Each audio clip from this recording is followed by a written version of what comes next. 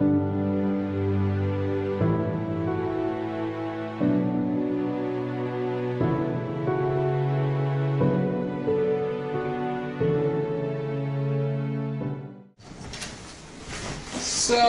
this Shabbat, we're going to shift here from 12 portions to Christianity, the Hebraic walk, things like that. That's what we're going to talk about now. Is why so many differences. Okay, so we're going to kind of get into that.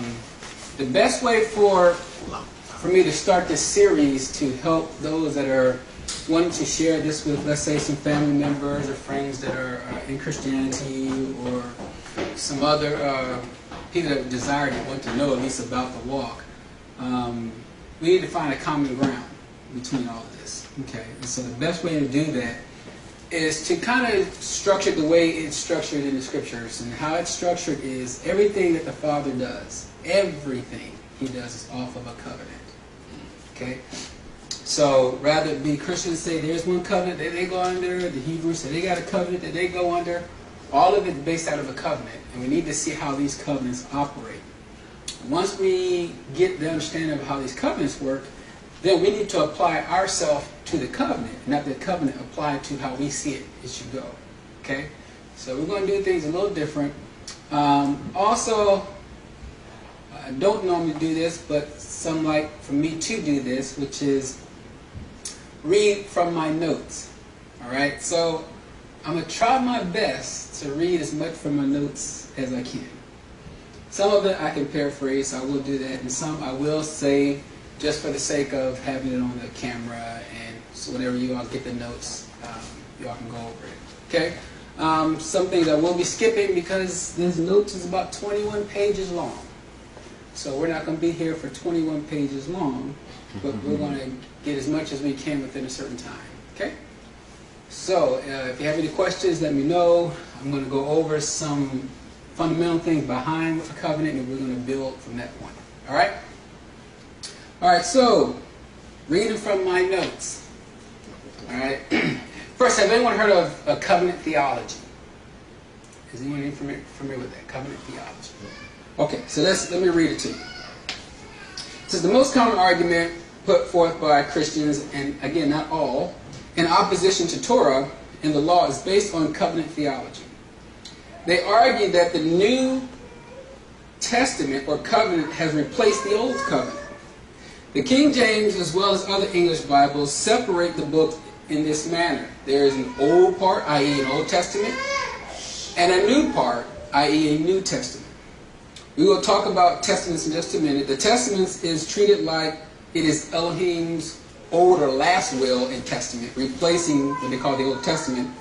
His former will and testament, meaning with Christians, will say that Elohim was replacing the law of Moses with the law of Christ. One deals with laws we cannot do, and therefore he came up with grace after that to fulfill all law. Okay, has anyone heard this before? Okay, that's the first part of the theology.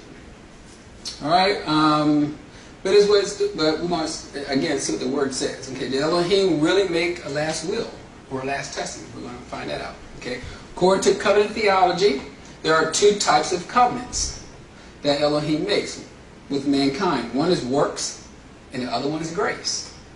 Okay, and then there's another one that's called redemption, which deals with the Mashiach. Okay, so covenant theology says that all the previous covenants, those in what they call the Old Testament, were covenants of work. They remain in effect only if conditions are met. It is also added that Israel failed to keep the conditions, therefore the covenant is done away with, it is fulfilled. Covenant theology defines New Covenant or Testament as a covenant of grace, and it remains in effect forever. So Israel was the one that got all these covenants.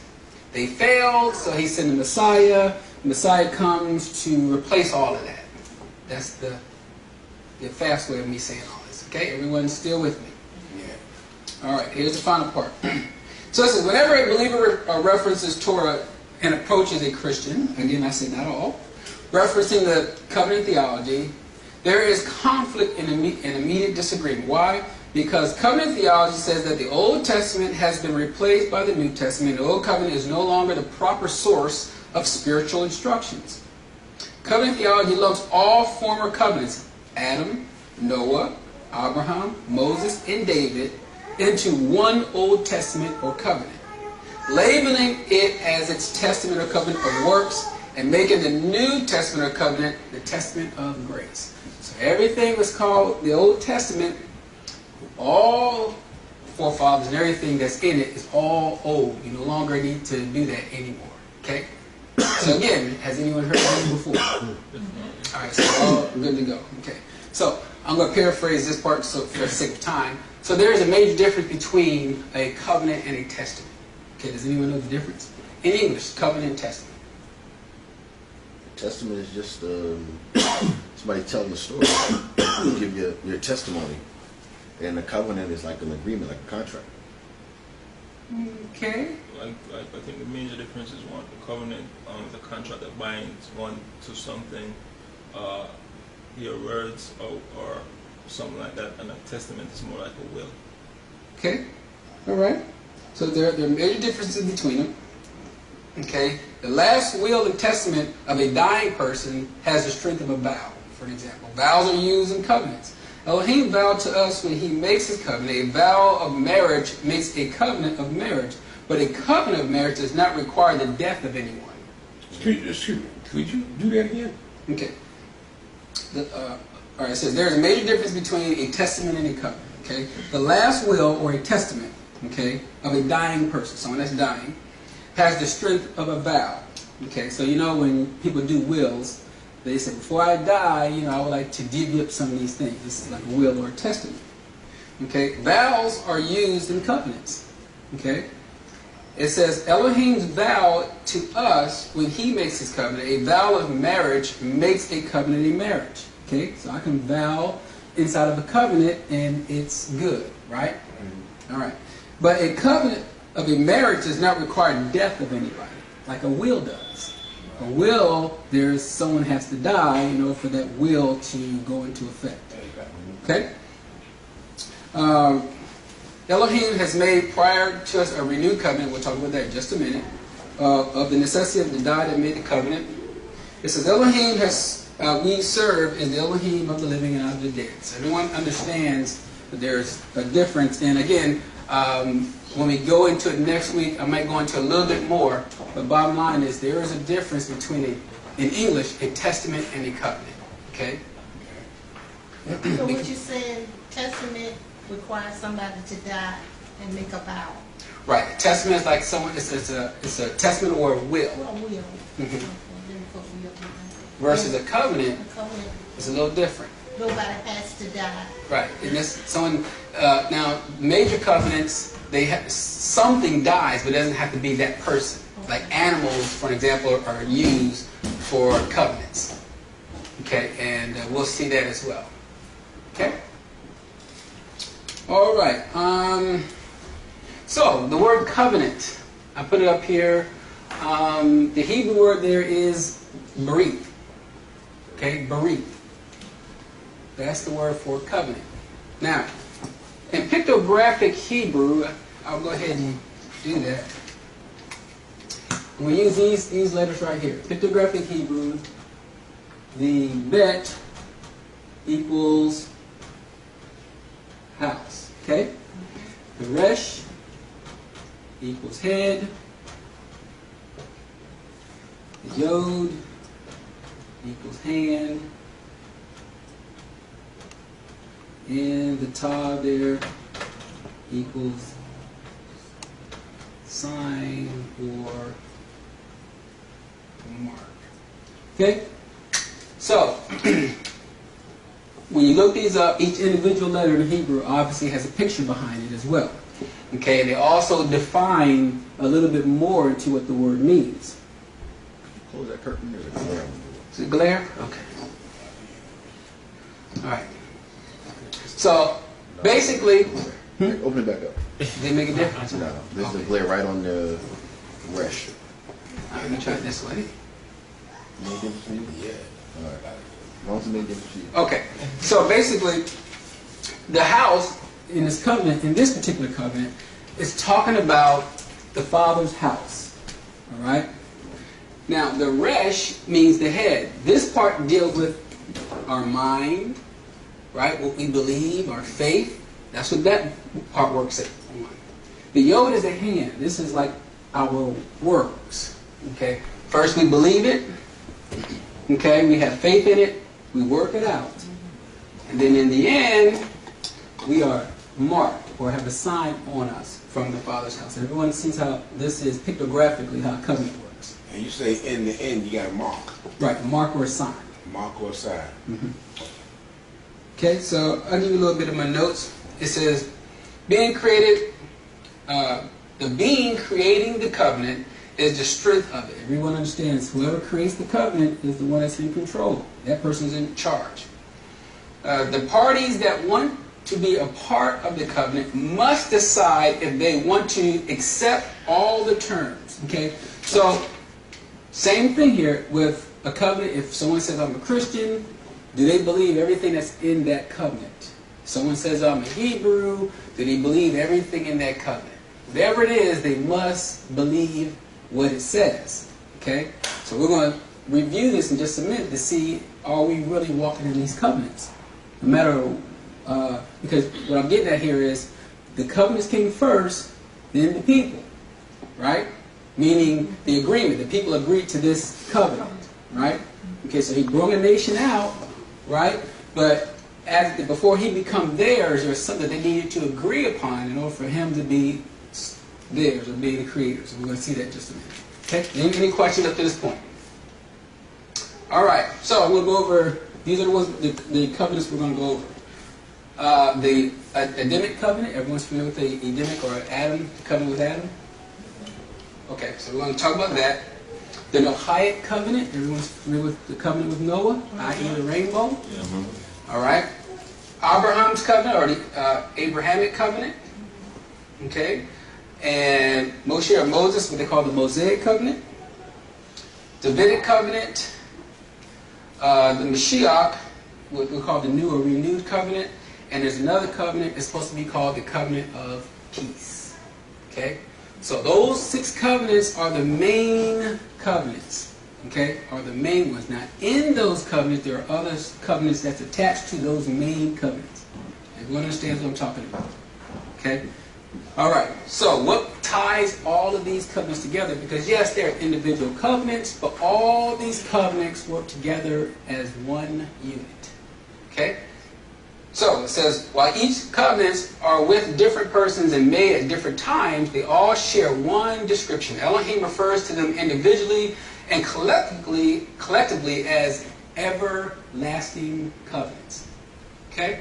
So these everlasting covenants is another way of saying, which we'll see in just a minute, the covenant of salt.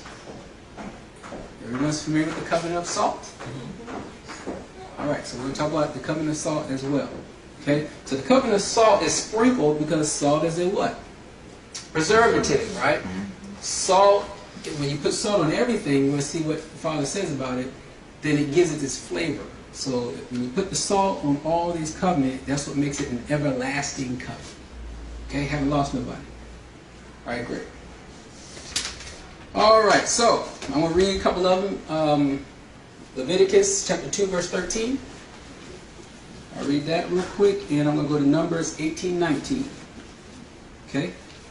Leviticus chapter 2, verse 13, and I'm going to Numbers 18:19. Now keep in mind, I have to start in what they call an Old Testament because I'm leading up to what they call a New Testament.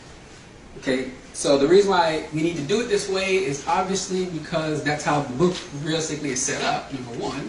But number two, no one starts in the middle of a book and think they're going to have an understanding at the end of it. Okay, you can guess, you can assume, you can do all of these things, but the bottom line is there's a purpose of why the Mashiach came, and we're going to see why he came. Next week is going to be very, very apparent. We're actually going to home in on his meaning and why he came. We're going to talk a little bit today, but for the most part, next Shabbat, we're going to go into, did the Mashiach come for church, for Christianity? For what did he come for? Why did he come? What was his purpose of coming? Was this preordained? right? So if all of these things is he came for a purpose, we need to see if we line up with that purpose or not. And if we do, then we are great. If we don't, then we need to leave some of our theology alone and just go according to what he says. Okay? And that's what we're going to see, specifically next week. All right, so Leviticus 2:13. Every grain offering of yours, moreover, you shall season with salt, so the salt of the covenant of your Elohim shall not be lacking from your grain offering. With all your offering you shall offer salt. Okay, Numbers 18:19. Bamidbar, or Numbers 18:19.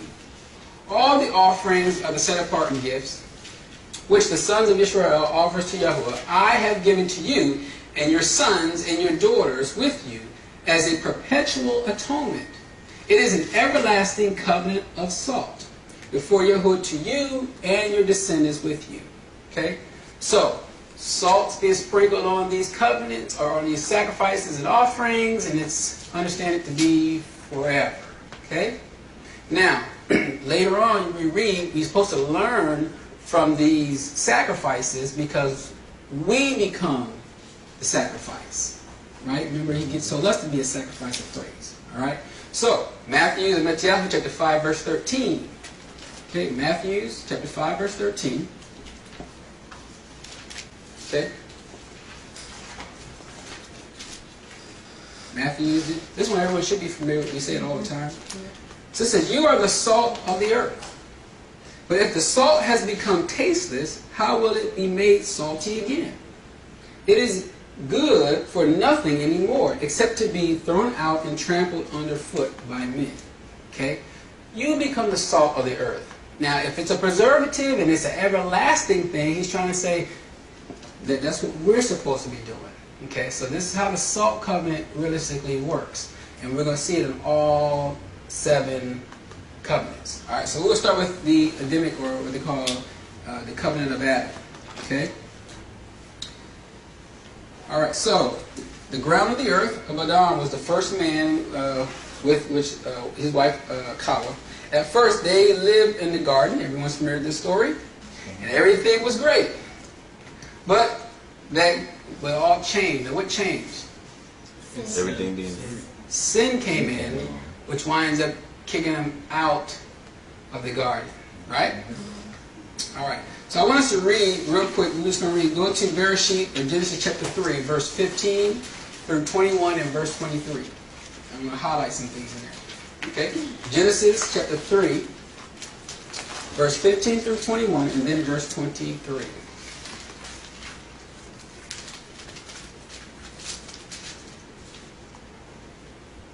Alright, so it says, and I will put enmity between you and the woman, and between your seed and her seed.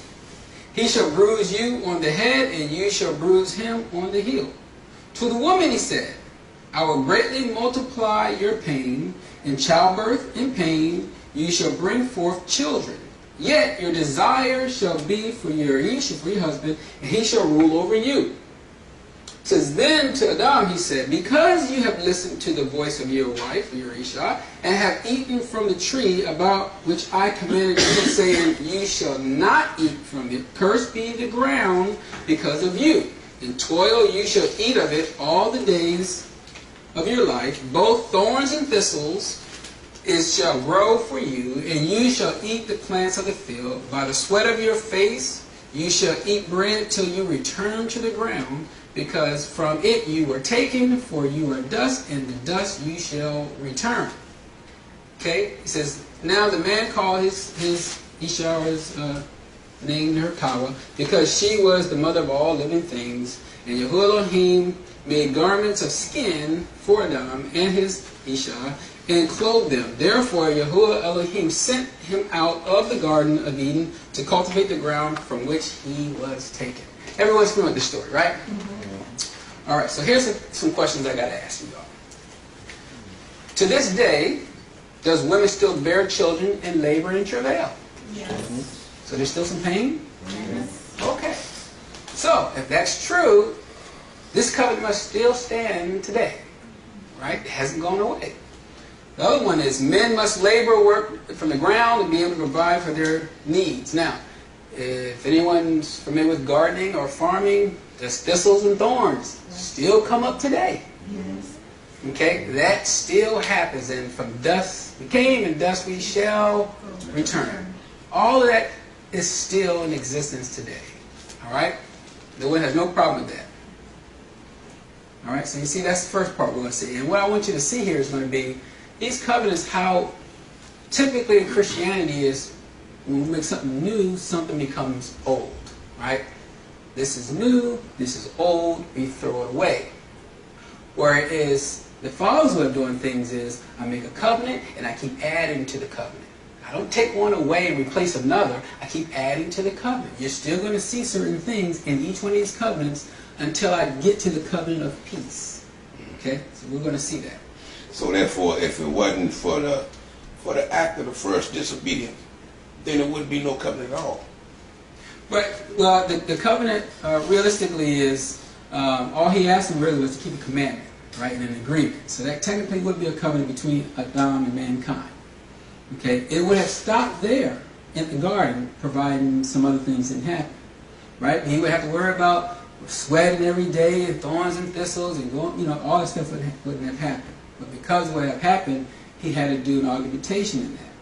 And not only that, with covenants, you'll see that they are instituted with blood.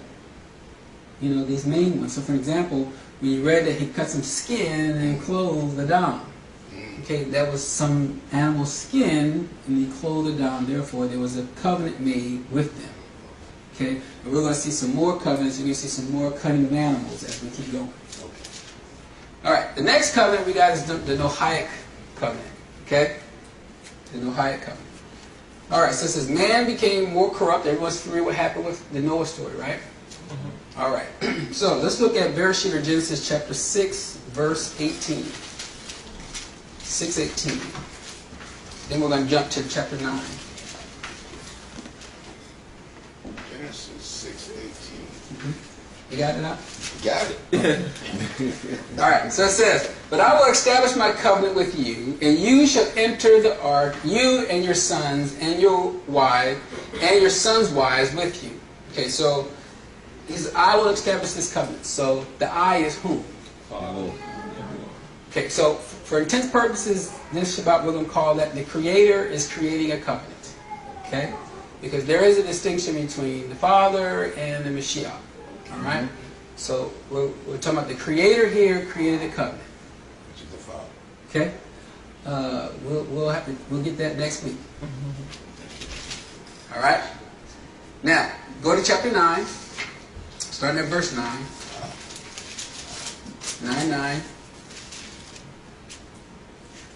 It says, "Now behold, I myself do establish my covenant with you, and with your descendants after you, and with every living creature that is with you, the birds, the cattle, every beast of the earth with you, all that came out of the ark, even every beast of the earth. And I establish my covenant with you, and all flesh shall never again be cut off by water of the flood. Neither shall there again be a flood to destroy the earth.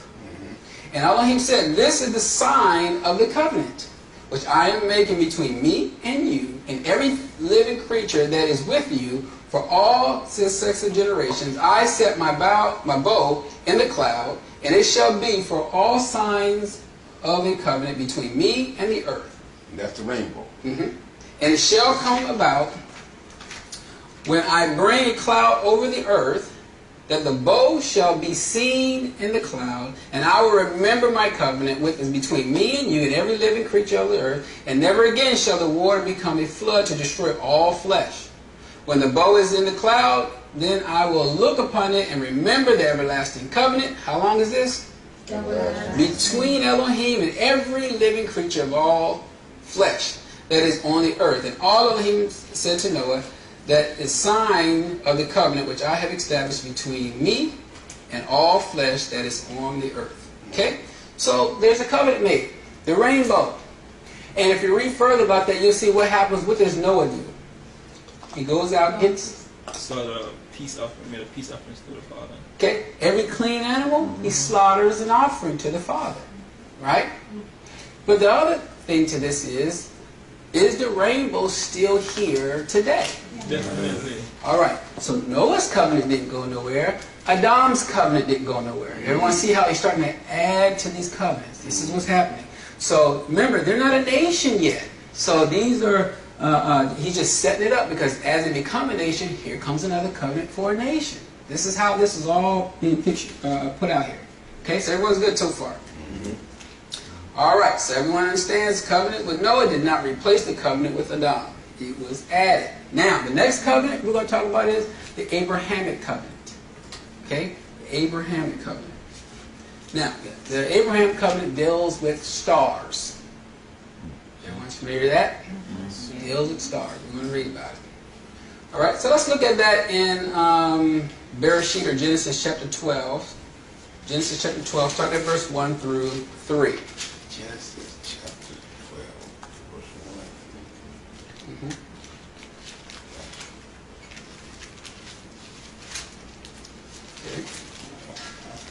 Abraham was called his friend, huh? Okay.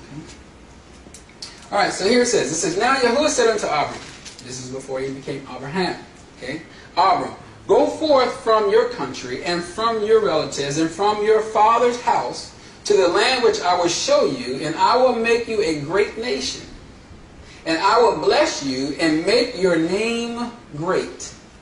And so you shall be blessed, and I will bless those who bless you, and the ones who curses you I will curse, and in all the families of the earth shall be blessed. Now this is what I want you to understand, because next week we're going to talk about this.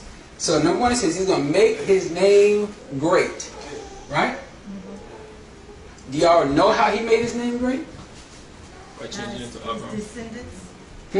By his descendants. Okay, by his descendants. And what happened? By changing it to Abraham. Okay. He became a father of many nations. Good. We're going to talk about that in just a minute. So, but specifically, we're going to get into that next week. The next part says, in you all the families of the earth shall be blessed.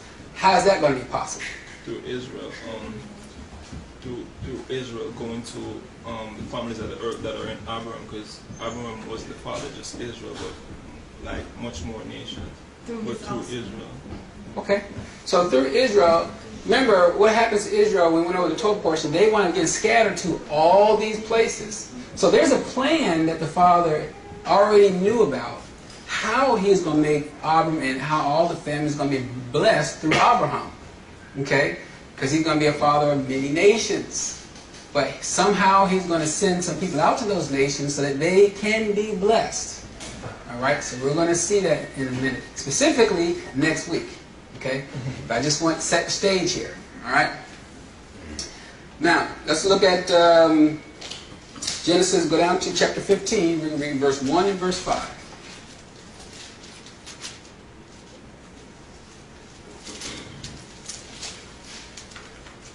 Okay. Chapter 15, verse 1 and verse 5. It says, after these things, the word of Yahuwah came to Abram in a vision, saying, do not fear, Abram. I am a shield to you. Your reward shall be very great. And he took him outside and said, now look towards the heavens and count the stars, if you are able to count them. And he said to him, so shall your descendants be.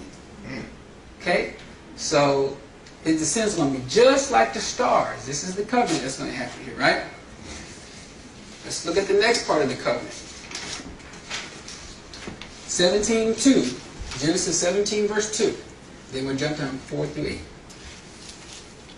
So his descendants is going to be just like the stars in number, or is there any other thing with like that he compared with the stars with? Well, it's going to be, later on you'll see, even as the sands of the sea, for an example. Okay. So it's so numerous is what he's trying to say. I'm going to use this covenant I make with Abraham. There's going to be so numerous that no one can really count the stars. Yeah. And people will be thinking, well, the stars that we see out here. But there are stars that you can't even see. Okay, so that's how much it's going to be. That's why it's equal to even the sands of the sea. No one can count little grains of sand. You know, that I'm aware of. Okay, that I'm aware of. Okay. So let's go to this is Genesis 17 verse 2. It says, "And I will establish my covenant between me and you, and I will multiply you exceedingly." Right? Now, go down to verse 4. It says, "As for me, behold, my covenant is with you, and you shall be a father of a multitude of nations. No longer shall your name be called Abram, but your name shall be Abraham.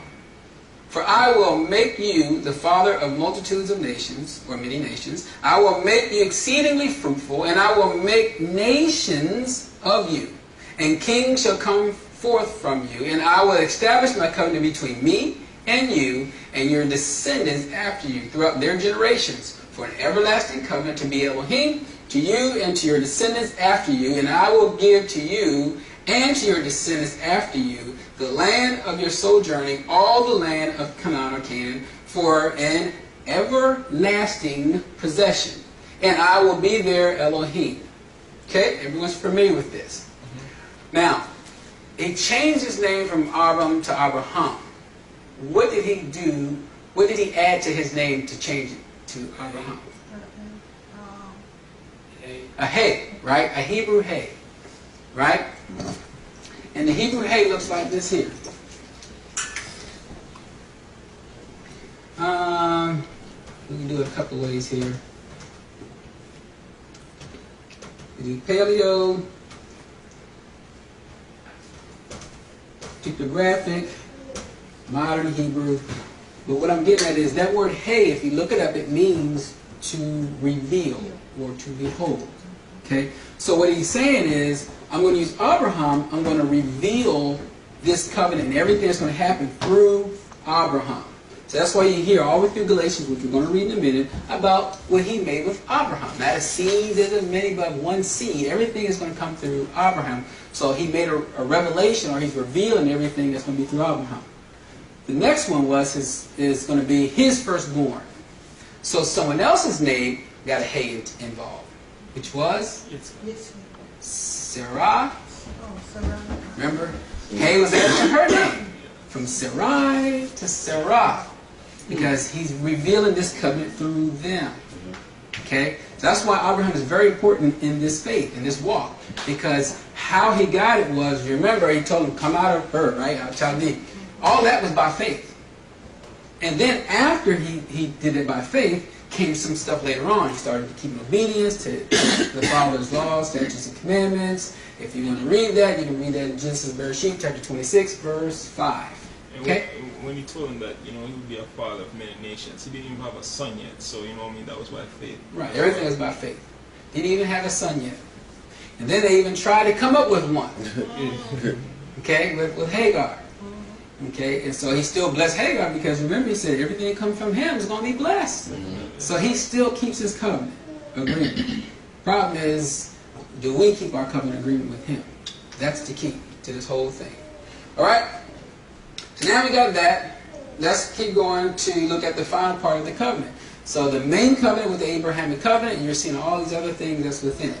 So let's look at Bereshit of Genesis chapter 17, verse 9 through 13. 9 through 13. He says, Elohim said further to Abraham, "Now as for you, you shall keep my covenant, you and your descendants after you throughout their generations. This is my covenant which you shall keep between me and you and your descendants after you. Every male among you shall be circumcised. And you shall be circumcised in the flesh of your foreskin. And it shall be a sign of the covenant between me and you.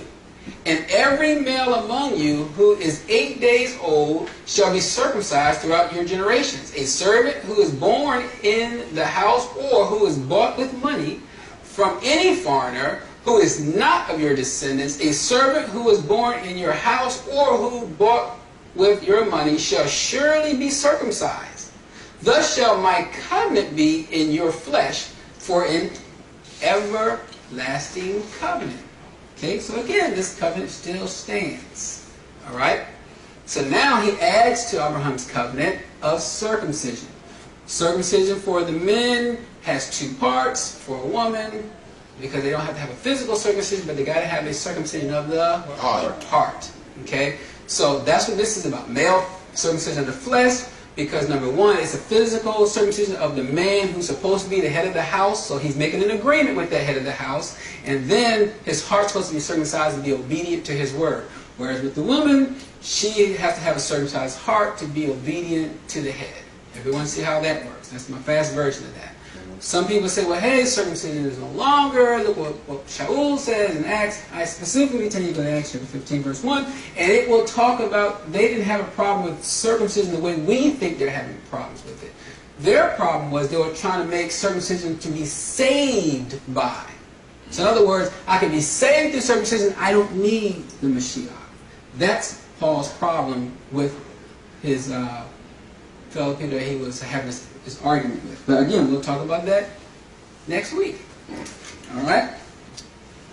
All right, so now here comes the other part of it. Okay, so everyone's good with these covenants so far. As you see, we're building on these covenants. Father ain't taking away nothing. He's just building because he's about to create a nation. So from Abraham, here comes the next step. This is why the actual to Abraham, this covenant was actually made with 3 generations of fathers. Abraham, Isaac or Isaac, and Yaakov or Jacob. Okay? Those come on the scene next. So, Bereshit 17, verse 21. You just jump down to verse 21.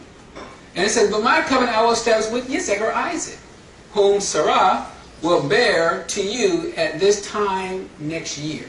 Okay? So, he's already made one with Abraham. Now he's about to make it with his son-to-be next year from this time. Everyone sees that, right? I'm going to read something in Telling or Psalms, chapter 105, verse 8 through 10. You don't have to go to it, but it's Psalms. I'm going to write it down. It's Psalms, chapter 105, verse 8 through 10. Okay, it says, he has remembered his covenant forever. The word which he commanded to 1,000 generations. The covenant which he made with Abraham and his oath to Isaac or Isaac. Then he confirmed it with Yaakov or Jacob for a statute to Yashar'al, an everlasting covenant. That's how it's set up. Okay, so again, he's adding to the covenant. There's no taking away. There's no separating. Everyone's still seeing it's being added to, or it's becoming great. Why? Because there was no need for it made a national one just yet, right? Because they haven't been a nation just yet. We're going to see that in just a minute. All right, so even Moshe or Moses reminds us about Abraham's covenant and how it flows into the covenant with Moses, where he says, this is in Devarim or Deuteronomy chapter 7, verse 9. Okay?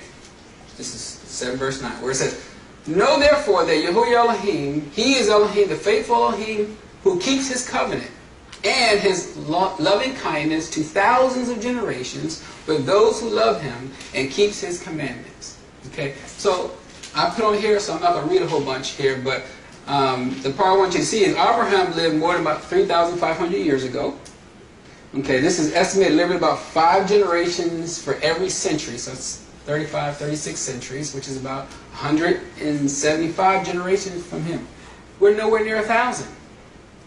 So therefore, if it's to 1,000 generations, that should tell you that it is not going nowhere. We're nowhere near 1,000 generations. Someone can even maybe come up with almost 200. But still, that means you got 800 to go. All right? So again, he's just adding more to this covenant. Okay? The book of Romans defines faith as believing in the promise of Elohim. It is a faith in Elohim's promise that our righteousness, Abraham believed in the promise of the son Yitzhak. We believe in the promise of Elohim's son Yahushua Mashiach.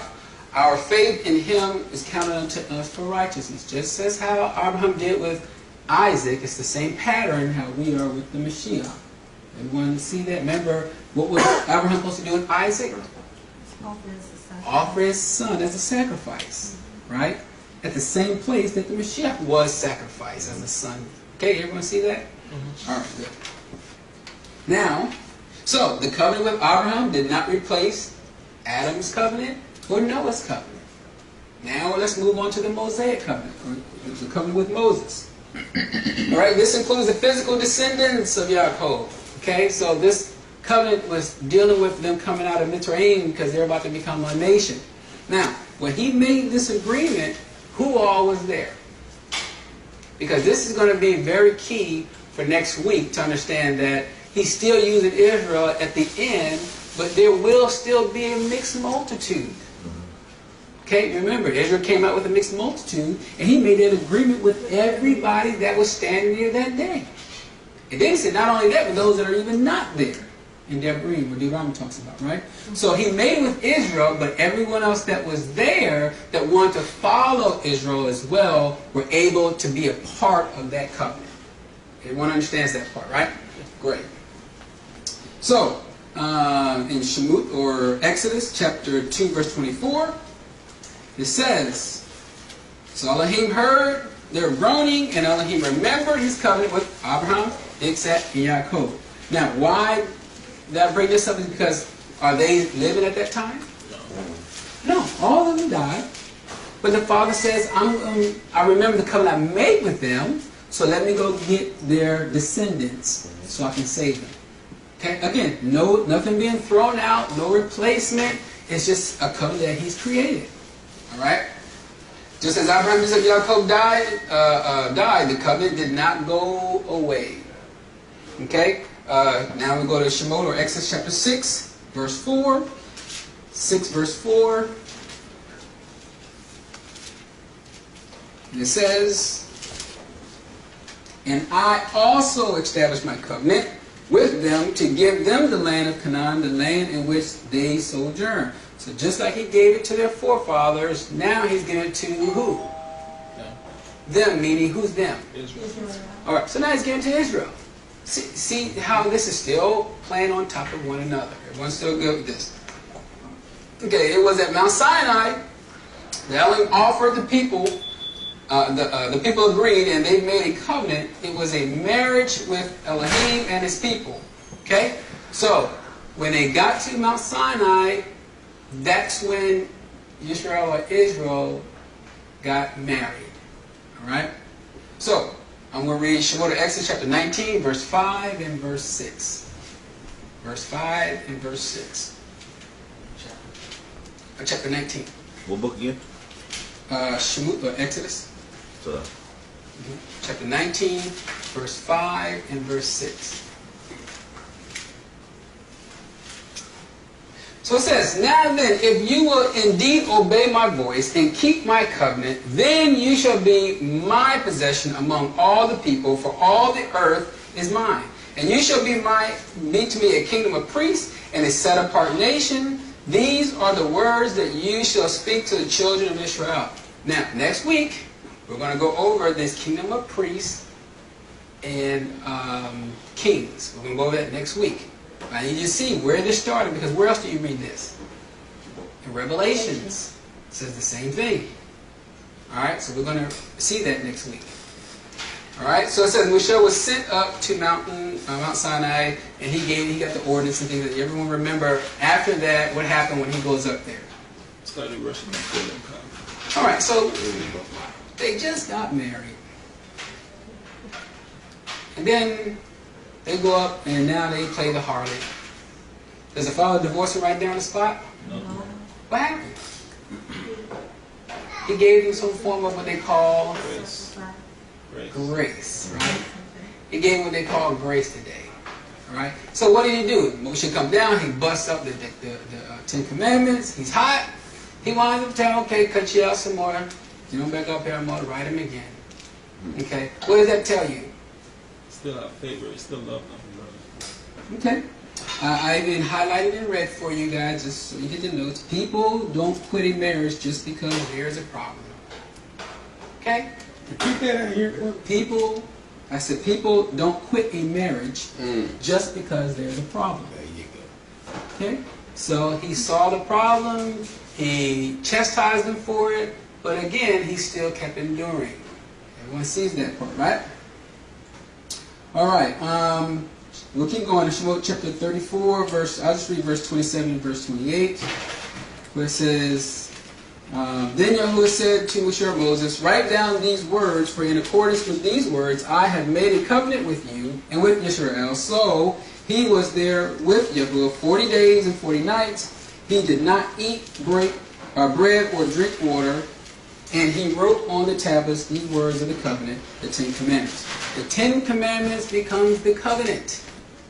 It's a covenant. Everyone understands that. So again, These covenants are starting to come on top of each other, not one dissolving the other. Okay, everyone sees that, right? I'm trying to stick to my notes here. I know I'm jumping. All right, it says, all right, this is a simple fact of life. Nations cannot survive. I'm not going to paraphrase this. I know I said I was going to stick to my notes. But listen, no matter when you become a nation or a group of some sort, you've got to have some rules.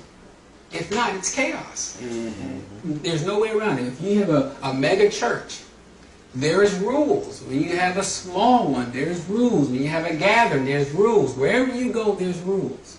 So one needs to understand that the Father must have some rules governing His marriage. He must have some rules governing His kingdom. We're under grace and we'll just show love. So the way I show love, which we'll see later, really we'll see it next week, right? Because we're really going to home in on it, but I just want to set the foundation with these covenants today. But we're going to see what love is later on. Okay, we're going to see how love works with the Torah. All right? Now, let's talk a little bit about, everyone's familiar with Justin Martyr? Does anyone know who he is? No? It's got the whole martyr of the saints of the Catholic ones. I want to see him in. By name? That was a good assumption, right? So I'm going to read a lot of the things that he believes. And the reason I'm reading this here is because I want you to see where the Christian doctrine comes from later. Okay? So Justin Martyr, in the very earliest years of what they call the church, debated a Yahudim, of course they'll say Jew, named Trypho. Anyone heard of Trypho? No? Yes? Okay. It says, on this very point, he says, for the law is promulgated or made known on Horeb is now old and belongs to yourselves alone. But the new covenant is for all universally. Now the law placed against the law was abrogated or abolished, that which is before it. Okay, so here's the new covenant and getting rid of the old covenant. Okay, this is the starting of this stuff. It says, and the covenant which comes after it, like manner, has put an end to the previous one. An eternal and final law, namely Christ, has been given to us, and the covenant is trustworthy, after which there shall no law, no commandment, and no ordinance. He further says, as I stated before, it was by reason of your sins and the sins of your fathers that among other precepts Elohim imposed upon you the observance of the Sabbath as a mark.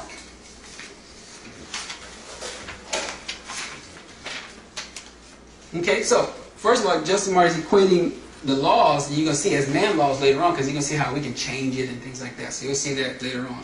All right, but then he also says now the law of Christ is the new universal, or it's a universal law. Everyone understands that? Everyone's good with that? All right. So let's look at something.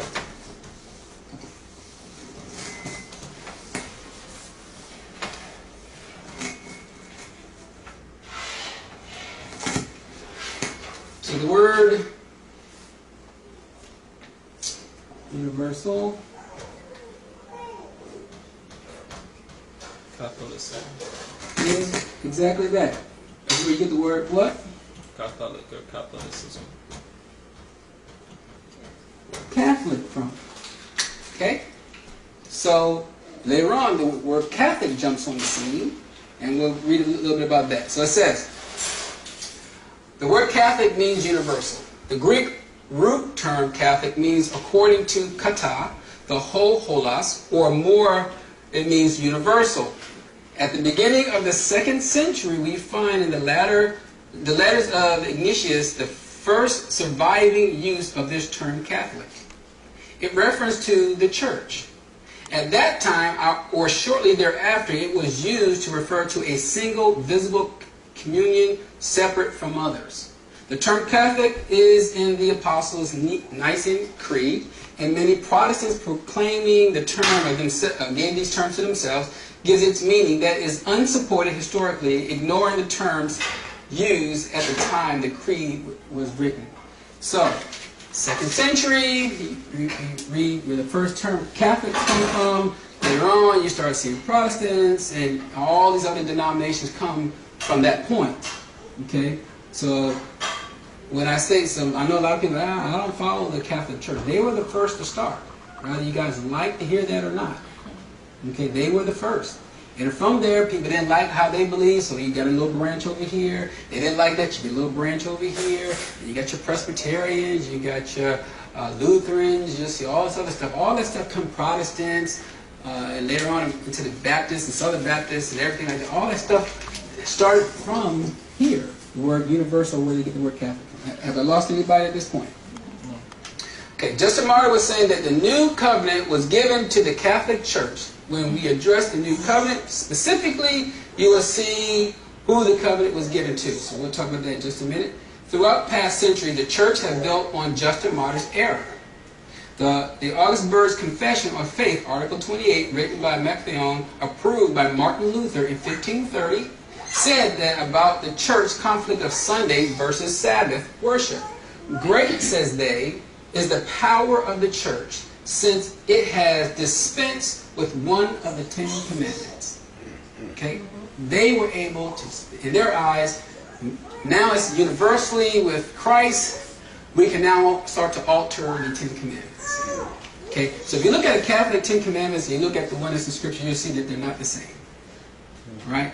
We went over that before. Alright, so Christians must first, Christians for the most part, have no idea about their history. Evangelical Christians are particularly unaware of how they came to be. They actually think that they are the spiritual remnants dating back to the original disciples of Yashar'al. Their traditions are only a few hundred years old, and their Bibles are a product of the Catholic and Protestant church fathers. Okay? When they started canonized. In other words, when did you ever, what apostle, when you get your King James or whatever modern English Bible, when they got that one little piece of paper separating what they call the Old Testament, New Testament, it says New Testament.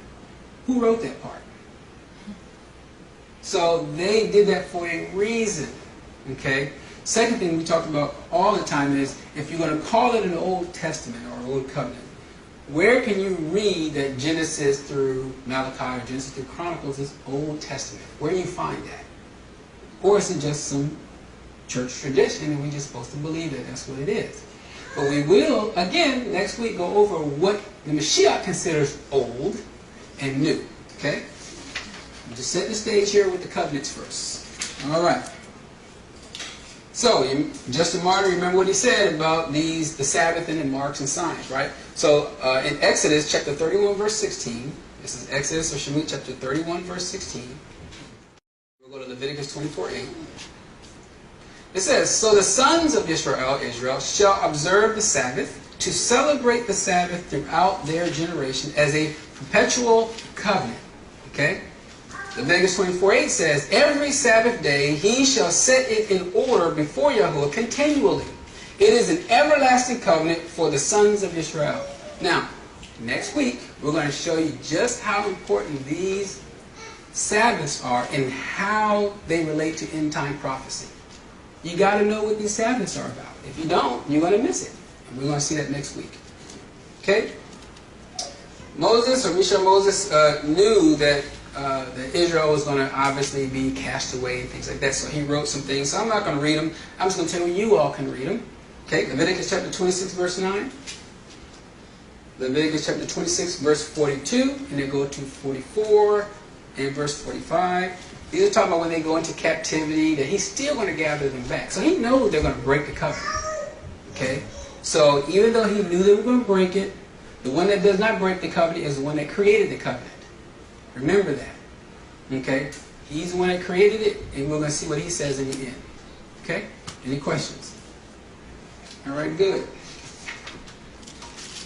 Now, I want to read, though, Judges chapter 2, verse 1 and 2. This is now the messenger, commonly called the angel of Yahuwah. We're going to see who this angel is. Could this angel be the Mashiach? That I know. Is it Jehovah's Witness or is it Mormons? That said that. And A lot of Christians don't like to hear that, but we're gonna see who that is next week. It says, came up from Gilgal to Buckham, and he said, I brought you up out of Mizraim. Now, who did this? This says, who did this? This is the angel, right? Keep this in mind. The angel says he brought them out of Mizraim. Okay, if you want to look it up on your time because you just don't like what I'm saying, you go to 1 Corinthians chapter 10, verse 4, and it'll tell you it was the Mashiach that was with them in the wilderness that followed them. Okay? But anyway, it says, I brought you out of Mizraim and led you into the land which I have sworn to your fathers, and I said, I will never, listen to the word, I will never break my covenant with you. And as for you, you shall make no covenants with the inhabitants of the land. You shall tear down their altars, but you have not obeyed me. What is this you have done? So again, he will never break his covenant. Never. And we're going to see that a little later. Yirmiyahu. Now listen to what Yirmiyahu or Jeremiah chapter 31, verse 35 to 37 says. This is Jeremiah 31. Chapter 31, verses 35 through 37.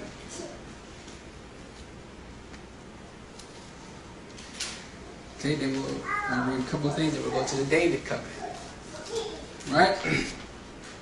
So he says, thus says Yahuwah, who gives the sun for light by day. Does that happen still?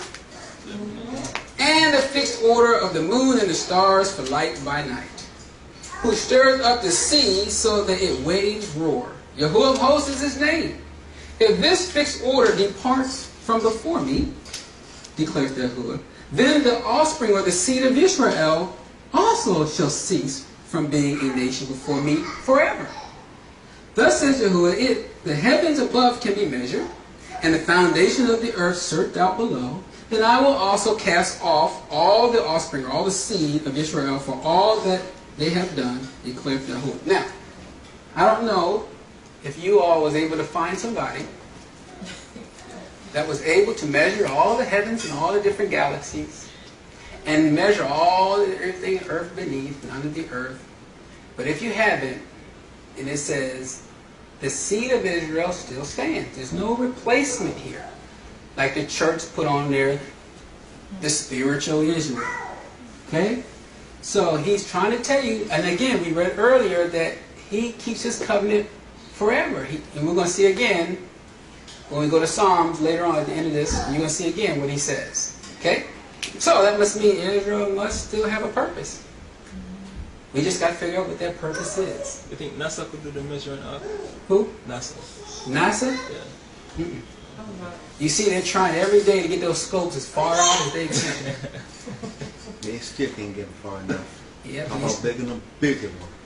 and they still having problems. I mean, they can try. I mean, they can try all day. All right. So, it says, the fixed order of the sun and the moon are still with us. Israel is still with us. Sabbath is still with us. Yahuwah is still with the faithful. Like it says in this word, no one can measure the universe nor search out the foundation of the earth. Elohim has not cast off the descendants of Israel, regardless of what anyone says in the church. Okay? You can't, if this is what it says, but my pastor told me this. Either you believe this or what your pastor said. But you got to ask your pastor where did he get his information from. Okay? Because it's not coming from here. All right? Ezekiel 16:60. Ezekiel 16:60. Yep, your cousin Chael, or Ezekiel 16:60 says, I'll let y'all take time to get to it.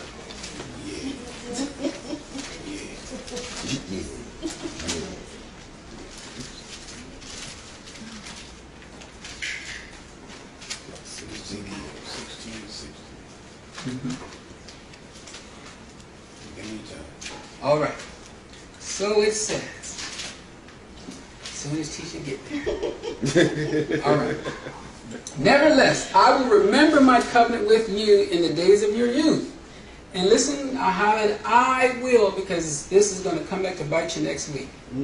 I will establish an everlasting covenant with you. I will is a future event. Okay? So again, he's still talking about Israel. All right? So, before we move to the David covenant, now that we went through each one so far, So it says the covenant made with Moses did not replace Adam's covenant, Noah's covenant, or Abraham's covenant. See how he's still adding on top of each covenant. And keep in mind, remember the one with Abraham, when he added the circumcision. Then when the Passover comes, it's attached to the Passover. So you see how it's still added, everything is still leading up to a point.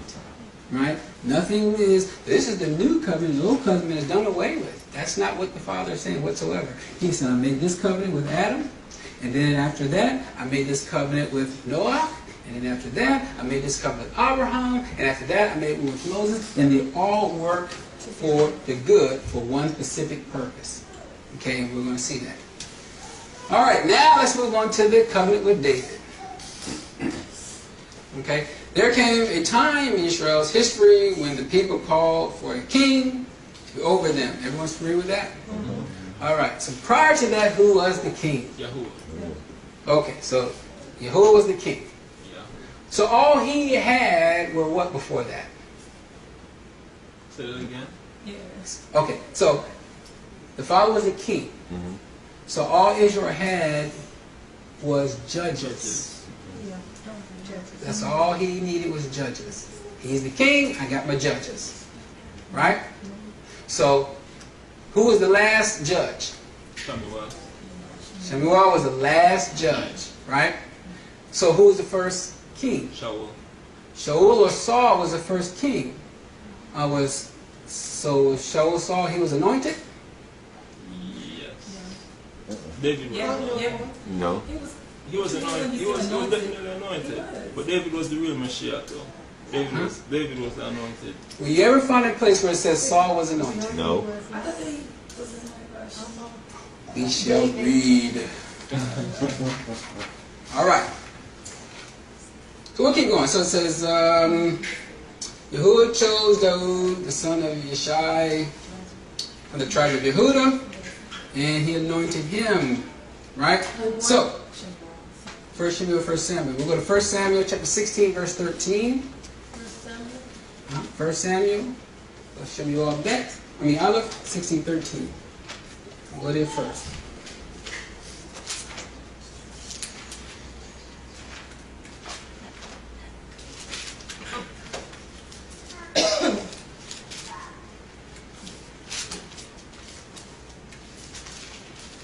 All right.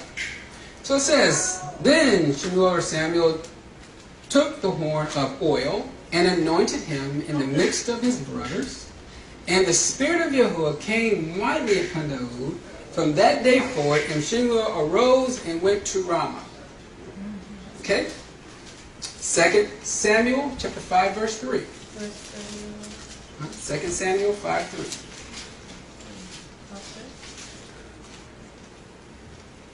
So all the elders of Israel came to the king at Hebron, and King Daud or David made a covenant with them before Yahuwah at Hebron. Then they anointed Daud or David king over Israel. So you're going to notice that when you read, you can look Saul up if you like. Don't take all night to do that. It's going to hurt you. David's the only one that was anointed with a covenant. Okay? The only one.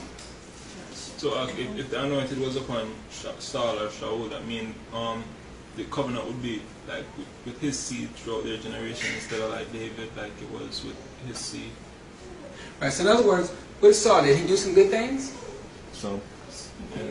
Okay, he did some horrible things as well, right? Yeah. But he's over the Father's people. Do you think the Father is going to allow him just to do, for example, just what all he wants to do? So as long as he's doing right, it's fine. Right? But the covenant agreement is going to be with David. He's going to anoint him specifically for a purpose. Okay? And he's after his own heart, as we all know. Now, you remember, I said, we talked earlier, there were how many covenants? 6 major covenants. And then one of them was for all 6. It was placed on all 6. And which was that? The covenant of salt. Remember I said the covenant of salt. It's an everlasting covenant of salt, and it was sprinkled on all 6 covenants. Okay? Everyone remember that? All right, great. So let's look at 2 Chronicles 13:5. With the Brihamim bet, 2 Chronicles chapter 13, verse 5.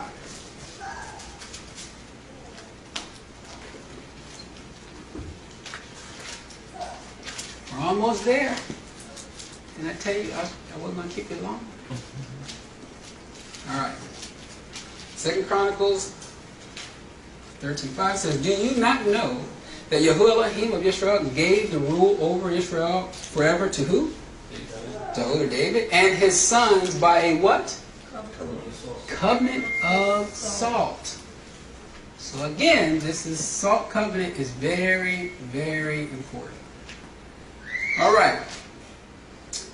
And you all can read Tehillim or Psalms 132 verse 12 on your own. It just says, "If your sons will keep my covenant and my witness, which I will teach them, their sons also shall sit on the throne forever." So that's Psalms chapter 132 verse 12, if you want to read that. Now, so listen to the notes here. It says, the house of David became leadership of all Israel. From the house of David comes the kingdom of Israel. This is why Mashiach is the son of David. You all understand that? Okay, not like people are understanding it to be. Just like, in their time, just like it should be in our time. But the point is, this house here, if I made this house the kingdom, I named it after myself. And anyone that comes in my descendants, I don't care if you're great, you're still my son. Because I own this house. Okay, so when he comes from a seed of David, that's his son. Okay, that's what he's getting at. All right, but we'll see more of this again next week. Okay, so it says, because later on what happens? Daud will call him sovereign, commonly called master. Okay, so King Daud was referred to as the man who sought the heart of Elohim, and he had it in his heart to build a house of Elohim in his temple. You all remember that? If not, you can read up 1 Chronicles 17, 1 through 15 on your own. Take some time, you and the Father, and talk about that. All right, essentially, Elohim did to David what David wanted to do with Elohim. Elohim promised to build a house for David. The house of David is the messianic line, leading to the Mashiach, being the king over us all. This is the reason why the prophet Yeshayahu or Isaiah is speaking of the Messiah's everlasting covenant, made reference to the David covenant. Okay? And I'll read that one, which is in Isaiah 55:3. Yeshayahu or Isaiah chapter 55, verse 3. It looks like you guys gave up on me waiting on you guys to turn, so I'll go ahead and read that. "Incline your ear and come to me. Listen that you may live, and I will make an everlasting covenant with you, according to the faithful mercies shown to Daud or David." Okay? How did Elohim cut the covenant with David? Remember I kept talking about with sacrifices, right? So I'll tell you where you all can read those. One is in 1 Chronicles chapter 21, verse 26. And the other one is 1 Chronicles 22, verse 1. All right, so the covenant made with David did not replace the covenant made with Adam, with Noah, with Abraham, or with Moses. It didn't replace it. So again, you're seeing that according to Scripture, these things are just being added on top of each other. But when you get over to, let's say, the Messianic rites, people are just thinking, that's old and this is the new. And we need to do away with this old thing because this is what he did. He made that old and near disappearance gone. We got this new thing going. But they never took the time to see that none of it's going anywhere. There's actually a purpose behind all of these other ones. Okay? But again, next week it's going to become even more clear. All right, so now the renewed covenant.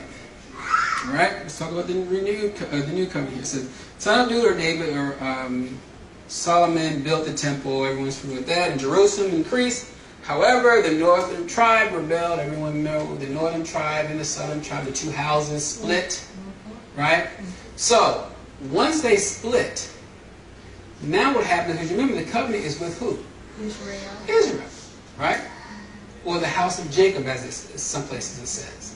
All right, so that's the covenant he was made with. But once they split, and you have a northern tribe and a southern tribe, Now I need someone to bring those two houses back together so that I can complete or finish whatever the Father started.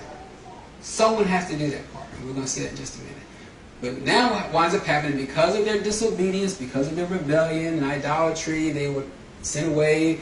The house of Israel was through the Syrian captivity, and Yehuda was through a Babylonian captivity. Okay? But nonetheless, they wind up splitting houses. Next thing you know, to make matters worse, the house of Yehuda the house of Israel winds up getting a divorce. So it really made things a little bit complicated. Now the Father has to not only fix that divorce he gave, but still bring them back together so that he can complete what the Father told him to do. Have I lost anybody up to this point? All right. So, let's look at how he's going to do that. This is Ezekiel chapter 36, verse 22. Ezekiel 36, verse 22. Almost there now.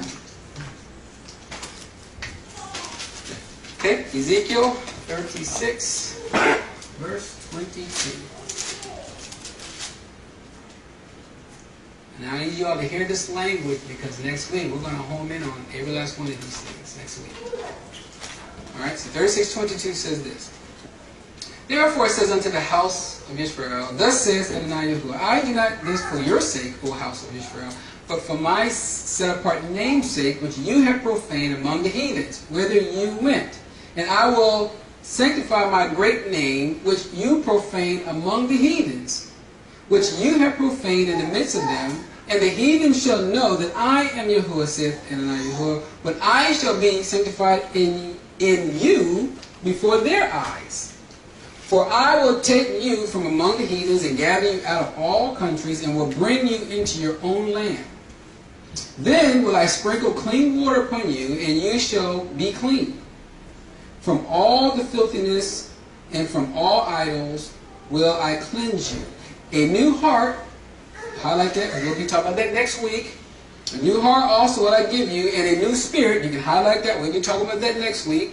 Will I put within you, and I will take away the stony heart, we'll be talking about that next week, and of your flesh, and I will give you a heart of flesh. We'll be talking about that next week. And I will put my spirit within you. Does this sound strange? All right. And within you, and cause you to do what? Walk in my statutes and keep my judgments and do them. This is the same thing that Justin Martyr said what? Done away with. You guys are cursed. No, we don't do these things. But yet, he's saying in the future tense, this will be done. Okay? This says, verse 28 says, and you shall dwell in the land that I gave you to your fathers, and you shall be my people, and I will be your Elohim. So what do you think is going on over here? Something's supposed to happen to them. That hasn't happened yet. Okay? But he's going to give them a new heart. He's going to put a ruach within them. He's going to cause them to walk in his ways, his statutes, and his judgments. That's what's going to happen. And we're going to see how that works next Shabbat. Alright? Yirmiyahu the prophet to Yehuda prophesied of a renewed covenant, some call new. So, I'll just say this now. Do you know why I say renewed covenant versus new covenant? Does anyone know why I do that? Because the covenant, it's not something that's new, it's being renewed, because it wasn't like old and done away with, because the covenant still stands on the certain things that's being renewed. Okay, so, right. And so, in essence, what's going on here is, when you look at, let's say, even in Yirmiyahu, the King James, here, we're going to Yirmiyahu 31, it talks about a new covenant that I will make. And people think a new covenant meaning something totally brand spanking new. And the Father's not talking about something new. Remember, he's talking to more of a Hebraic cultured people. So when they hear new and they look that word up, it also means renewed. Like if we say we saw a new moon. The moon didn't blow up and a new moon appeared. It was renewed. It went through its cycles. Okay? So this is what it's saying. Alright? So anyway, let's go to Yirmiyahu 31:31. Then finally we're going to start and get into the Messianic side. So I really want to give a quick synopsis of from Genesis all the way through all the covenants, all the way to what's going on why the Messiah has to come. Okay? So he didn't just pop out of nowhere and says, hey, I want to start a new church. Hey, let's go. And if they want to be a part of us, they need to leave their ways and be a part of this church. That's not how this was set up. Okay? Alright. So Yashar'al 31:31 says, behold, days are coming, declares Yahuwah, when I will make a new covenant with the house of Israel and with the house of Yehudah. Not like the covenant which I made with their fathers in the days I took them by the hand to bring them out of the land of Mitzrayim. My covenant which they broke, although I was a what to them? Husband. A husband to them. That means they were married, right? He says, declare Jehovah, but this is the covenant which I will make, again future tense, with the house of Israel. Israel, after those days, declares Jehovah, I will put my law, that's done away with, within them, and on their hearts, and I will write it, and I will be their Elohim, and they shall be my people. Is that how that works? I'm going to put this in you, but I really don't want you to do it, because it's done away with. But, you know, I just want to do that. Something's not adding up here, so we're going to see why it's not adding up, specifically next week, but we're going to talk a little bit about it now. All right? So, a couple things. You see, you hear the I part is the Creator said that he got married. Right? And I'm using the word creator for a purpose. Alright? Because the same thing, and later on you read that the Mashiach is called the creator and everything was made for him, through him, by him. But we're going to see that, wait a minute, you mean to tell me that was him over here? That he did all this stuff? But we're going to say, well, then there can't be some separation going on here that people think. We'll get into that. Alright. So, I say, do you remember just a modern statement about the new covenant was given to? That's the question. How many times have you heard the church say that the new covenant was established with the church, meaning the Gentiles, according to the Bible? The new covenant was given to the house of Israel and the house of Yehudah to reunite them by putting the commandments in their hearts. When Yahushua established the covenant by the cup and bread, which we'll read a little bit, there was no church setting there. Remember that. Remember in 26, 28, when he said this is the cup here? Which church was there? Was it the Protestants, Catholics, Pentecostals? Which one were there? Well, that became the communion, so I don't know how that works. That became the communion, you know? Oh, yeah, we'll talk about that. Yeah. But you see, when he made this statement, is because it was his own people. It was a makeup of his own brothers and sisters that he made this covenant for. He didn't say, hey, listen, we're about to start a new church. Okay, so this blood is for this new church. When you go out, you're going to teach this, but later on we're going to switch and change, and they got to come to you. You got to go to them. That's not how that was set up. So when he gives them the good news, we'll talk about that in just a minute, it was supposed to go a certain way, a certain pattern. Somehow that pattern got lost, and we'll see in a little bit. All right, so everyone read Yirmiyahu with me, 31:31. He's going to do this, right? Future tense. Now, look at Hebrews. Now we got to go into what they call the New Testament and see what they got to say. Hebrews chapter 8, starting at verse 8. Hebrews 8:8. This book barely made it into the canon. Whew. You really didn't like this book. Okay. Hebrews 8:8. This is going to be a repeat of Jeremiah 31:31. So you can see that this thing is carried over into what is called a New Testament. It says, finding fault with them, he says, behold, the days come, Yahuwah, when I will make a what? New or renewed covenant with the house of Israel and with the house of Yehudah. So again, same thing I said in Yirmiyahu, they're saying it again here. It says, not according to the covenant that I made with their fathers in the days when I took them by the hand and led them out of the land of Mitzrayim, because they continued not in my covenant, and I regarded them not, saith Yahuwah. For this is the covenant that I will make with the house of Israel. After those days, saith Yahuwah, I will put my laws in their mind and write them on their hearts. So, when we get into the new covenant, this thing should be gone. The law should be really kicked out of there.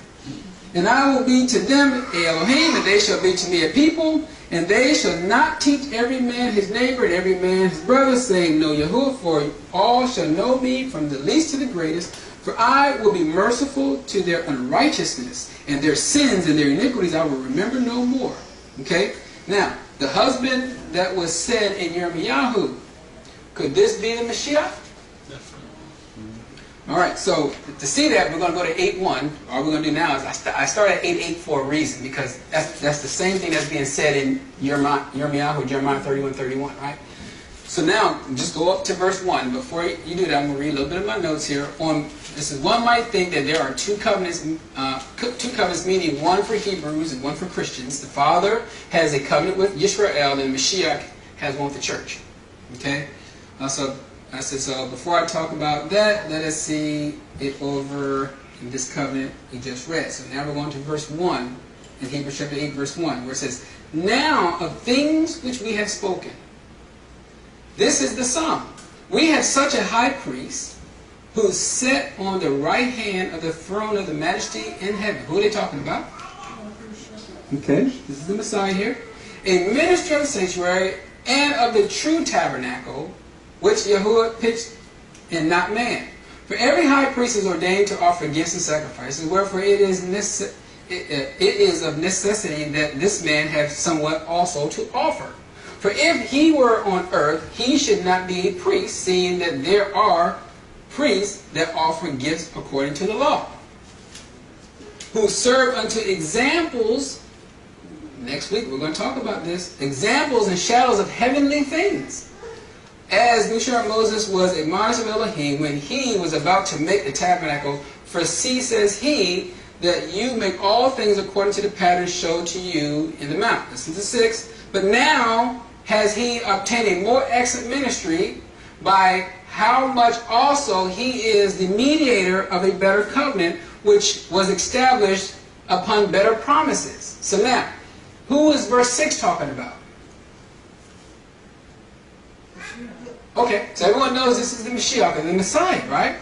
So if he says that more excellent ministry, this is the Messiah here. This is by how much also is he a mediator of a better covenant. So again, this is a covenant that he's mediating over, not the covenants like there's one somewhere separate over here and there's one over here. All this is leading to one covenant. So then from there, verse 8 starts talking about who's the covenant with. It says the house of Israel and the house of Yehudah. That's the covenant he's over. So there's no separation. There's not two things that the Mashiach is doing here. Okay? So, that being the case, I gave Ephesians chapter 4, verse 4. You all are familiar with this. Ephesians 4:4, where it says, There is one body and one spirit, even as you are called in one hope of your calling. One sovereign, one faith, one immersion. One Elohim and Father of all, who is above all and through all and in you all. There's only one faith. There's only one belief. There's not a whole bunch of separate things going on. So when you got to have, Israel's one thing and the church is another thing. Where are you getting that from?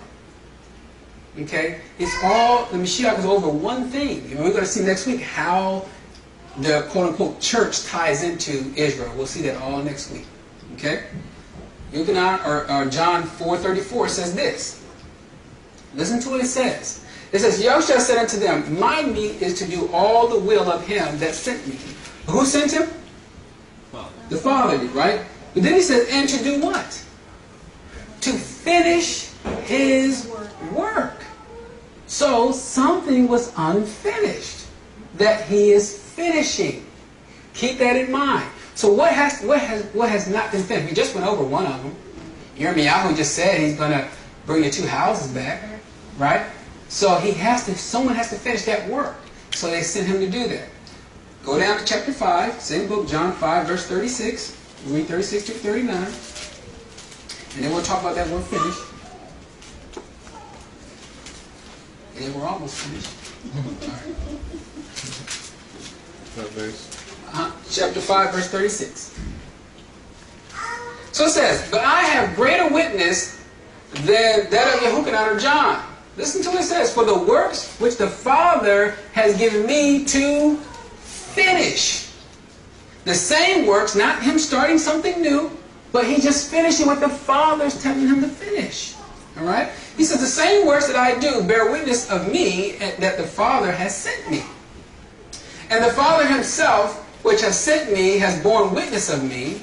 Now listen to what it says. You have neither heard his voice at any time, nor seen his shape. No one.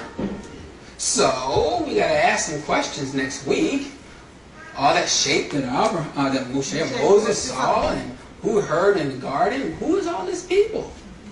You know, who was this being that they were talking to? But anyway, let's keep rolling here. And then he tells them something.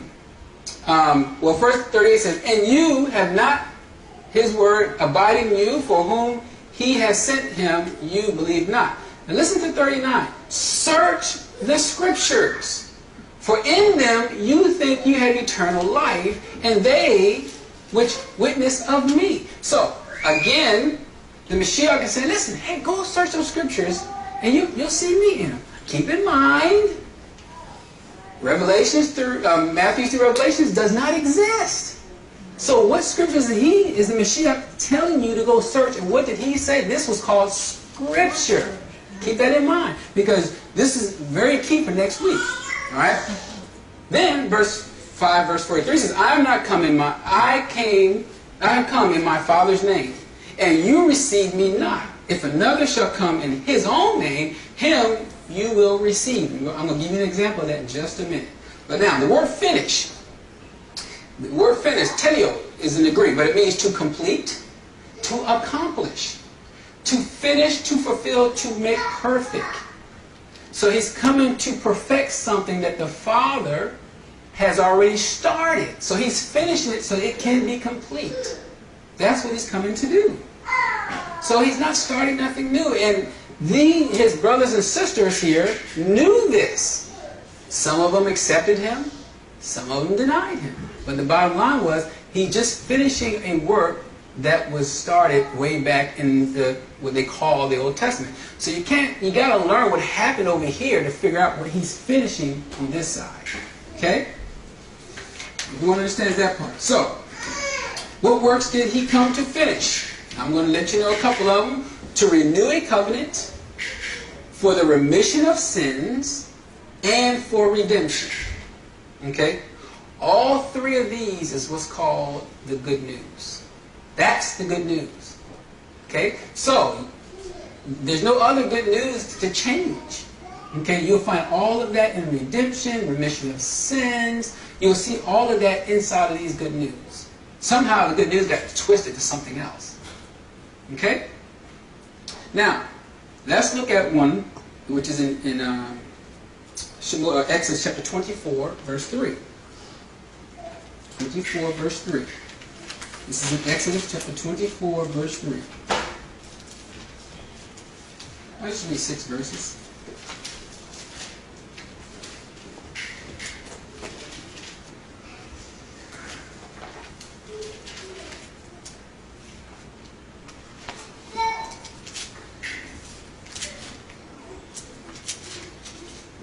Okay, so it says, and Yashar'al Moses came and told the people all the words of Yahuwah and all the judgments, and all the people answered with one voice and said all the words which Yahuwah have said we would do. And Yashar'al Moses wrote all the words of Yahuwah and rose up early in the morning and built an altar under the hill and 12 pillars according to the 12 tribes of Yashar'al. He says, and he sent young men of the children of Yashar'al, which offered burnt offerings and sacrificed peace offerings of oxen unto Yahuwah. And Yashar'al Moses took half the blood and put it in a basin, and half the blood he sprinkled on the altar. And listen to verse 7 and 8. And he took the blood, the book of the covenant, and read it in the audience of the people. And they said, all that Yahuwah has said we will do, and be obedient. It says, and Yashar'al Moses took the blood and sprinkled it on the people, and said, behold, what? The blood of the covenant. This is the blood covenant, which Yahuwah has made with you concerning all these words. Okay, so this is a blood covenant that was made here. Everyone agree? Great. So go ahead to Mark chapter 14, verse 24. Mark 14, 24. You can also find it in Matthew 26, 28, but I'm going to go to a different place. Okay, Mark 14:24.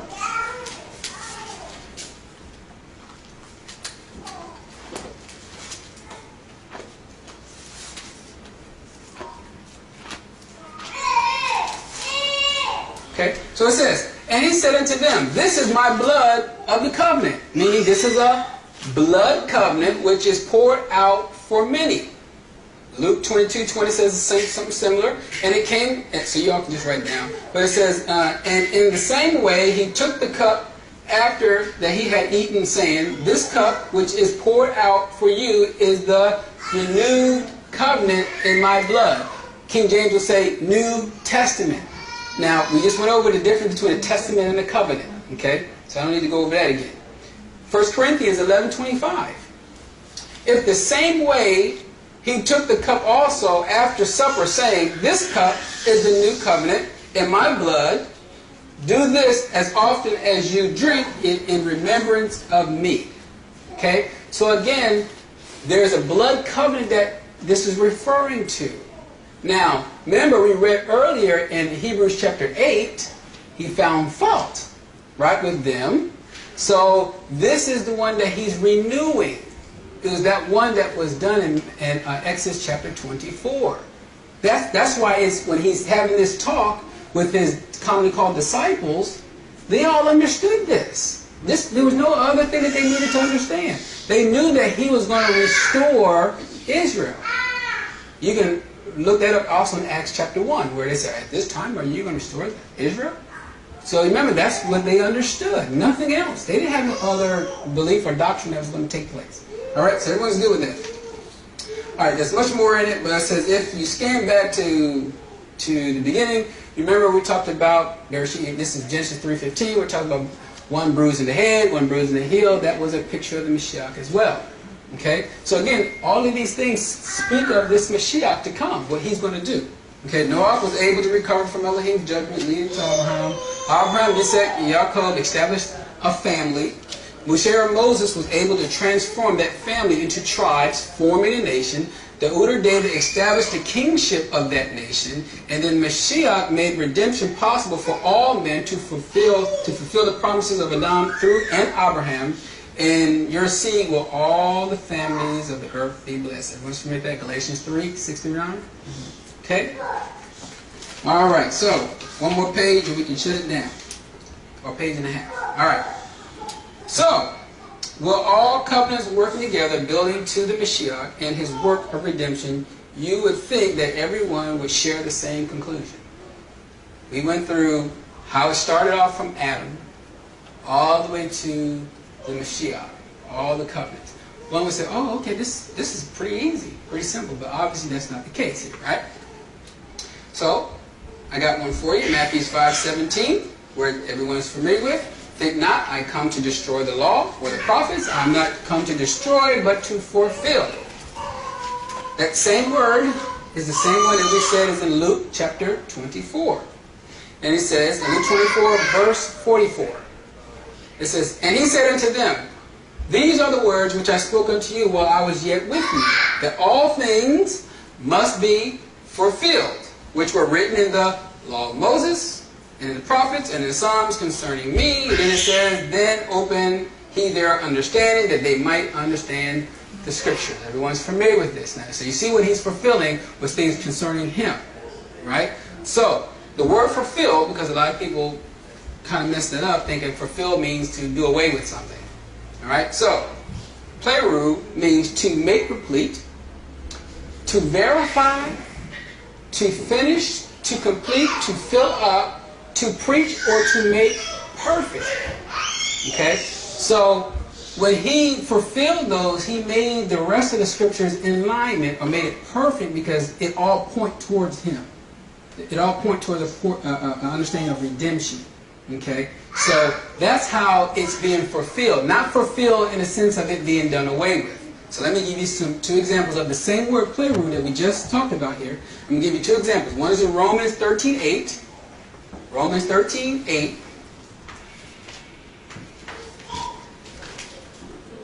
Okay. Owe no man anything but to love one another, for he that loves another has fulfilled the law. Now, if we understand the definition, the Greek definition, what he's saying is, if I love, how it fulfills the law is what? How would that do that? How would it fulfill it or make it complete or whole or perfect? You're asking how would it literally do that? Mm-hmm. Because love, in essence, kind of moves you to just doing it. It's like you perform it without any issue. Because like Torah teach you to love, right? And if you love your brother, naturally you won't like commit adultery with your brother's wife. You won't do certain things that the Torah say don't do because of love. You know what I mean? Right, great. So in other words, if it says, to love Yahuwah with all your heart, that's a commandment. If I do it, I show that I love him. I fulfill that portion of the law. Not it goes away because I love. Right. That doesn't make sense for that to do that. So when you love somebody by keeping these instructions, and you show it through your heart, you show that you what they call fulfill. Now, Hebraically speaking, outside of Western mindset, when you do the law, they call that fulfilling the law. That's a simple look up. If you can Google that. But the thing is, it's like an idiom. Okay, if someone says, "Hey man, I keep the Shabbat," oh man, you fulfill the law. That's what it says. Okay, Luke 2:40 says this here. Now listen to what it says. And the child grew and waxed strong in spirit. It says, filled with wisdom, and the favor of Elohim was upon him. That word filled is the same word play word. So if he was in spirit and it says filled with wisdom, does that mean he was done? No, it means that it made him complete. It filled him up. It makes him full. That's the point of it. Okay? So the fulfilled part, they kind of got that messed up. Alright? All of Israel, both houses, would believe that Yahushua is the Mashiach, and all Gentiles see that Elohim has been manifested, the plan of all families joining them, but such is not the case about Yashar'al or the rest of mankind. Alright, so here's what I got. Just as Yashar'al had rebelled from the instructions of Moses, so Christians have rebelled from the instructions of Yahushua the Mashiach. Why did the Yahudim disagree with Yahushua? Because they were in disagreement with Moses. Okay, so listen to what it says, right? This is John 5:46 and 47. It says, for had you believed Moses, you would have believed me, for he wrote of me. But if you believe not his writings, how shall you believe my words? You see how that works? So they had a problem with Moses' writing. So they're going to quite naturally have a problem with the Mashiach. Alright? Because remember, they started coming up with their own laws and their own instructions, their own traditions. That was the fight. Alright? It says, why does the church disagree with Moses? Because they are in disagreement with the Mashiach. Because this is how this is working. It said they want to believe Paul. And are in agreement that they think, and I highlighted think, Paul is saying. They're thinking what Paul is saying. This is Paul becomes the Messiah when wanting not to keep the commandments of the Torah. He's elevated to the Messiah. Okay? It says it was not, but Shaul was not teaching us not to keep the law, which we'll talk about next week. Okay, so we will get into that. But again, you can go and say we're supposed to listen to whatever the Messiah says. We're supposed to honor everything he says. We're supposed to walk as he walked. We're supposed to do all of these things. But when you say, well, he kept the law, he kept feast days, oh, wait a minute. But Paul said, wait a minute. I thought we were supposed to listen to what the Messiah just said. But what happens is if you don't want to do those things, then they go over to Shaul's writing and twist it to their own destruction. Okay, so they twist Shaul's writings and start to say we don't have to do this because he gave a letter to the Galatians, and this is what he said. Hence, a letter to the Galatians. Okay, so then, but over in Corinthians it says this. I said you got to understand what was happening in Corinth to figure out what's going on with his letter. Okay, so again, we will talk about these things next week. All right, the last thing we had was called the Covenant of Peace. All right, Covenant of Peace. And with the Covenant of Peace, I'll read a couple of them. One is Yashar'al, Isaiah 54, verse 10. It says, for the mountains may be removed and the hills may shake, but my loving kindness will not be removed from you, and my covenant of peace will not be shaken, saith Yahuwah, who has compassion on me. You can read also about this covenant of peace in Ezekiel 34, 25 through 26. I have that written down as well.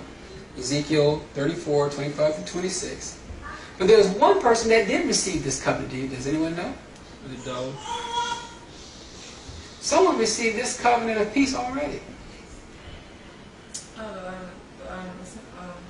Disciples, they turned in me, right? No? No. I'm going to read it to you. Bamidbar, or Numbers, chapter 25, verse 12.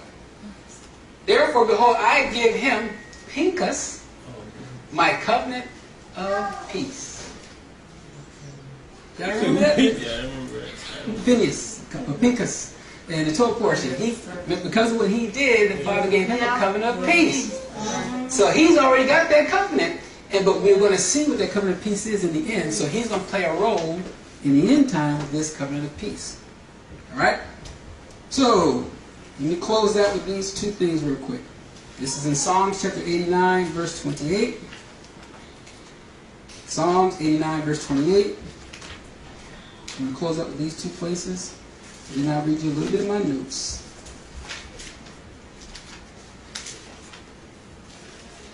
You sure you want to read 89, 28 for me? Sure. No, I'll read it. I just saw you relax. Alright. 89, 28. It says, my mercy will I keep for him forevermore, and my covenant shall stand fast with him. His seed also will I make to endure forever, and his throne as the days of heaven.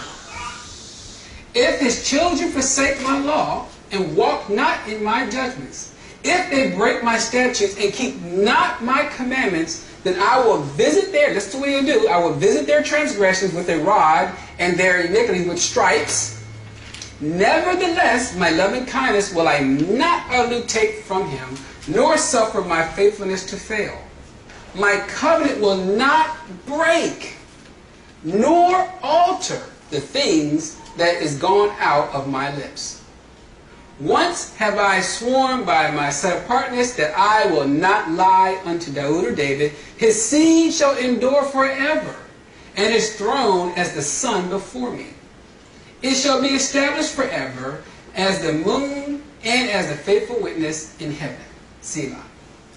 So even if they do all of that to his covenant, it still will stand. No one can take that away. No one can call it old, or he did away with, or he changed it. None of that. Okay? But he said he made this with Daud, right? And it's forever. Everyone's in agreement? Okay, now I'm going to read Luke chapter 1, verse 32 and verse 33. Everyone's familiar with it. Luke 1, verse 32 and verse 33. This is speaking of the Mashiach. And it says, he shall be great and shall be called the Son of the Most High. And Yahuwah Elohim shall give unto him the throne of his father David. And shall reign over the house of Jacob forever. And of his kingdom there shall be no end. So where is he reigning over? And this is the Mashiach reigning over Israel. This is what this has been about the whole time. So these covenants were set with a specific people. Now, next week we're going to go and see how that works with all other nations. Okay, we're definitely going to go over that. All right? The bottom line, we have to see that this is what this is. Closing notes. Okay, it is important to understand that some covenants come with conditions, while others are unconditional. This distinguishes a covenant from a contract. Contracts come with conditions. Covenants do not need conditions. They can be made simply because the parties desire to do so. Some commandments are made with mankind and some with a certain group. Mankind can be saved through the way he set it up. Yashar'al has a covenant that is only with them. One does not take away the other. How he sets them up is one was added to help the other, in that all will be saved in the end. But it has to be how He set the plan of redemption up. It is not up to us to accept parts of the covenant. We do not establish them. Okay, we're not the one that made the covenant. He did. So we have to go by what the covenant says, and we just have to walk into it if we agree with all the terms. If you don't agree with the terms, then you're not in it. That's just how that works. But again, we'll see that, and we'll see how these tie into the 5 foolish and the 5 wise later on next week as well. All right? So, part 2 of the lesson, we'll put 90% of all that was taught in this lesson together.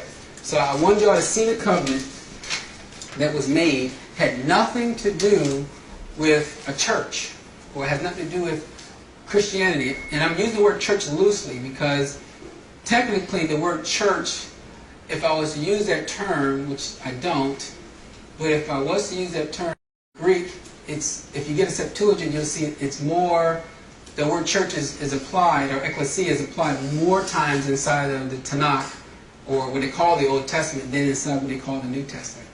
Because they called Israel the church that was with them in the wilderness, which you'll see in Acts chapter 7, verse 37 and 38. That he called Israel the church. Okay?